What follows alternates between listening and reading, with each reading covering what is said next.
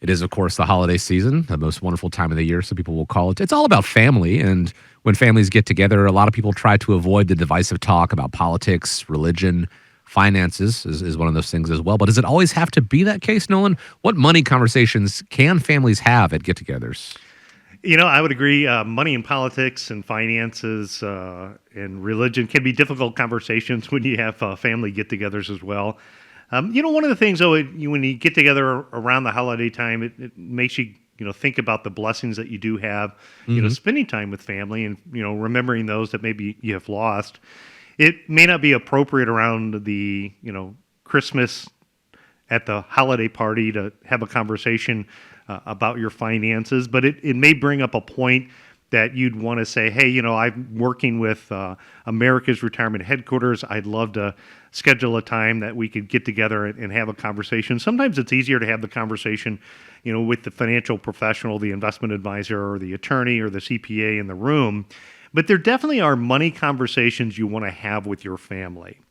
A lot of you who have listened to the show for the past 20 plus years have gotten to know me a little bit. But those of you that are maybe newer listeners or, haven't tuned in the past, if you look at my story, my parents got divorced and my dad got remarried. And it was only a couple of short years after my dad got remarried that he was out playing golf on a Thursday night with my brother. And unfortunately, at the age of 49, my dad had a heart attack on the golf course that night. And my brother was unable to revive Dad that night, and we lost Dad. Dad was actually born on Christmas Day, so the holidays are always a special remembrance of so many fun times that we had of our family traditions. I'm sure at the age of 49, and in fact I turned 49 here in a couple of days, it makes you think about what can happen, and it's important to have those conversations. My wife and I, we have established pretty thoughtful, in-depth estate plans. We did it when our kids are little, and most recently we just met with our estate planning attorney, and we had made some updates. My oldest son is now 21. My youngest son is 18. Having kids that are older and more responsible, we've sat down and had kind of a conversation with them a little bit about what our estate plans look like, just because I think it's important for your family to know where things stand. And there's 5 items that I would say are ones that jump out to me that you might want to have a conversation with about. One would be the topic of power of attorney. During COVID, we also lost our father-in-law, and my wife, Karen, she was the power of attorney for her dad. And, during that very end period of time, I know my wife really struggled making the decisions that needed to be made by being the power of attorney. I mean, in making all the decisions, she made all the right decisions, all the decisions that she needed to make. But those are hard decisions when you're thinking about a loved one and the end of life and the care that they needed. So we did have a conversation with our kids. We talked to our kids about what our wishes were. Talked about the power of attorney. My son, who works here in the business with us, has a degree in finance. We ultimately made him the power of attorney for making those financial decisions. Where our younger son, Carter, having him make the decisions regarding healthcare if, one of the spouses is unable to make those decisions. So, thinking through that, the next thing in having the conversation of estate planning and inheritance, I think it's important to go over what documents you have and, again, clarifying what those wishes are. Number 3 is looking at long-term care planning. It's a topic that probably 97% of Americans ultimately never address, where it's a risk that nearly 65% of Americans face, and that's the risk of one of the 2 of them needing some type of long-term care in their lifetime. One of the things that we do in our retirement team action plan is we stress test a portfolio to determine the probability of success of somebody being able to have money that lasts the rest of their lifetime. And when we run the initial analysis, we actually remove long-term care out of the calculations. And the reason that we do that has been my experience that in many of the cases, the long-term care absolutely crashes a retiree's chances of not outliving their income. Meaning that having that long-term care conversation is important. I hear people say all the time, well, my kids will take care of me. And that's great. But oftentimes we have to realize that the adult children, have their own life. They might have a 9 to 5 job. They, probably are like us and they're at their kids' sporting activities or extracurricular activities.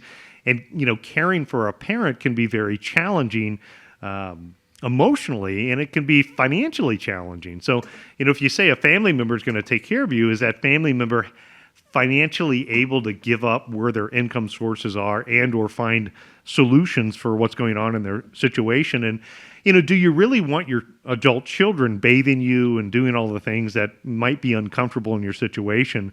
So looking at developing a long-term care solution would be number 3. Number 4 is looking at the end of life planning.